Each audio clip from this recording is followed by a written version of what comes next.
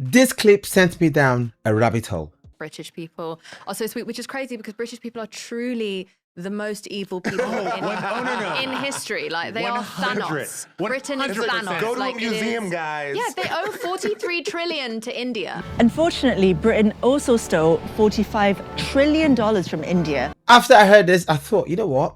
Let's check this out. Because the way she described British people as evil and the UK owing India 43 trillion. So guys, let's watch this documentary explaining why people feel that way. How Britain stole $45 trillion from India.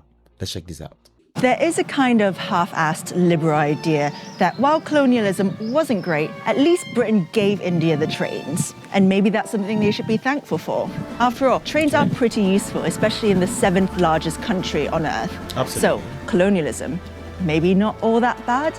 Unfortunately, Britain also stole $45 trillion from India, all the while exploiting religious divisions between the Hindu and Muslim communities and further turning them against each other. 45 trillion. Do you know how much that is? 45 trillion.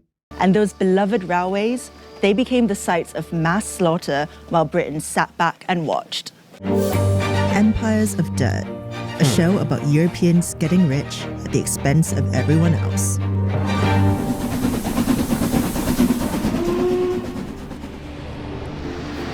Britain first got involved in India through the East India Company, which had its headquarters right here on Leadenhall Street. A private company owned by London stockholders, the East India Company grew over the next 300 years to become a quasi-governmental body with its own army and laws responsible for trading spices, cotton, silk and tea all over the world. By Wow, the East India Company had their own army as well. By 1858, ownership of the East India Company had been transferred to Queen Victoria after the failed Indian Rebellion. Trains were the brainchild of British engineers. The East India Company would use railways to transport exploited resources like cotton and coal more efficiently around India. And it worked. Between 1853 and 1924, a railway network was created to help Britain extract from India relentlessly. And it's not like we gave India the railways either, by the way. We made India pay for them, and we ripped them off in the process. Despite Indian mechanics having their own efficient, cheap designs, Britain made India buy trains from them. Between 1854 and 1947, over 14,000 locomotives were imported from the UK to India. Initially, Indians weren't even allowed to work on the trains. They were staffed entirely by white people, from the board directors to the ticket collectors. The railways made little profit, but British shareholders who invested in its construction made vast returns, guaranteed at the expense of Indian taxpayers who had to pay for it. India's railways were basically like someone burgling your house, building a ramp to wheel all your stuff out, sending you a bill for that ramp, and expecting a round of applause at the end of it. Now that the railways were built, Britain could get down to the task at hand, squeezing India for every last ounce of profit. They were really good at it. In the 1600s, when the East India Company was established, Britain accounted for less than 2% of the world's GDP, while India accounted for almost a quarter of it. By the 18th century, Britain had become one of the most When the East India Company was established, Britain accounted for less than 2% of the world's GDP, while India accounted for almost a quarter of it. By the 18th century, Britain had become one of the most powerful empires in the world, while the prosperity of the Mughal Empire was fading fast.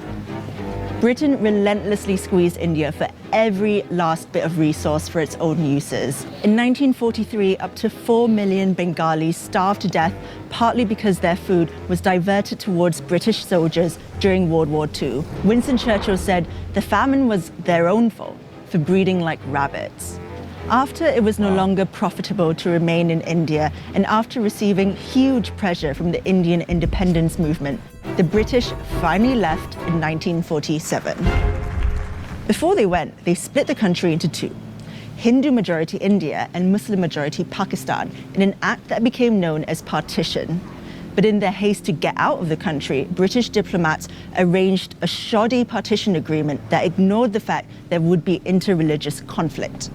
Cyril Radcliffe, the British lawyer assigned to draw the borders of Pakistan and India, was given 40 days to do it. After partition, millions of Muslims trekked to Pakistan and what is now known as Bangladesh, while Indians and Sikhs headed the other way. Violence between Pakistan and India ensued. Within a year of the British leaving, 15 million people were displaced and between 1 and 2 million people were dead. Trains became the sites for mass murder during the migration. Trains filled with refugees crossing the border on each side were stopped, and everyone on board was murdered. Women were captured and raped. Carriages were set on fire with petrol, with people still inside. The only ones spared were the drivers, so they could transport their trains full of dead bodies to the final destination. The British knew about the train massacres. That was really dark, really dark times. But they'd already washed their hands clean of India. Prime Minister Clement Attlee, writing to Lord Mountbatten, the last Viceroy of India in 1947, said, "Keep India united if you can. If not, save something from the wreck. In any case, get Britain out."